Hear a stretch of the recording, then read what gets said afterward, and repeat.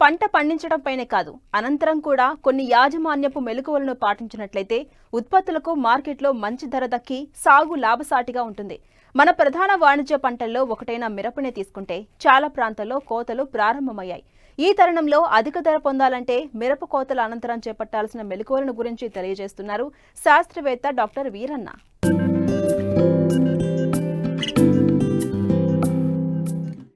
విదేశీ మారక ద్రవ్యాన్ని అధికంగా ఆర్జించి పెట్టే మిరప సాగుపై తెలుగు రైతులకు మక్కువ ఎక్కువ. అంతర్జాతీయంగా మిరప సాగులో మన దేశానిది మొదటి స్థానం.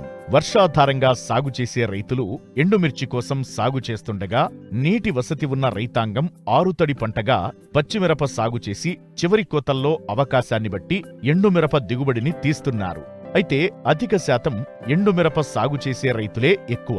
ప్రస్తుతం చాలా ప్రాంతాల్లో 2-3 కోతలు అయ్యాయి. సాగునీటి అవకాశం ఉన్న ప్రాంతాల్లో 4-5వ కోతలకు సిద్ధమవుతున్నారు. అయితే సాగు మొత్తం ఎన్నో వ్యయప్రయాసల కోర్చి పంట పండించిన రైతన్నలు కోతల సమయంలో కూడా తప్పనిసరిగా కొన్ని మెళకువలు పాటించాలి. లేదంటే తాలు అధికంగా వచ్చి నిల్వలో అప్లోటాక్సిన్స్ వల్ల నాణ్యత దెబ్బతినే ప్రమాదముంది.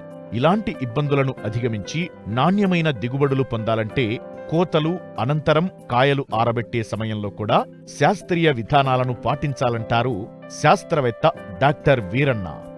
వాణిజ్య పంటలలో అతి ముఖ్యమైనది మిరప. ఈ భద్రాద్రి కొత్తగూడెం జిల్లా, ఖమ్మం జిల్లాలో ఈ పంటను ఎక్కువ విస్తీర్ణంలో సాగు చేస్తున్నారు. ఇప్పటికీ రైతాంగము ఈ పంటను కోస్తున్నారు.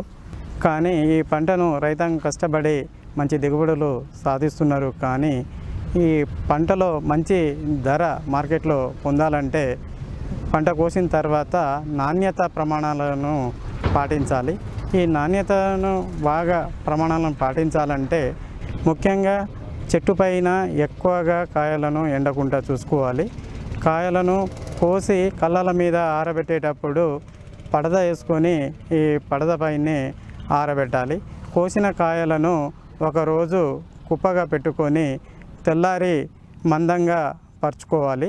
ముఖ్యంగా ఈ కాయలను కళ్ళం పైన ఎండబెట్టినప్పుడు దుమ్ము, ధూళి, చెత్త చెదారం లేకుండా చూసుకోవాలి. అదేవిధంగా మంచు పడే అవకాశాలు రాత్రిపూటలో ఉంది కాబట్టి మిరప మీద ఈ పట్టలను కప్పేయాలి.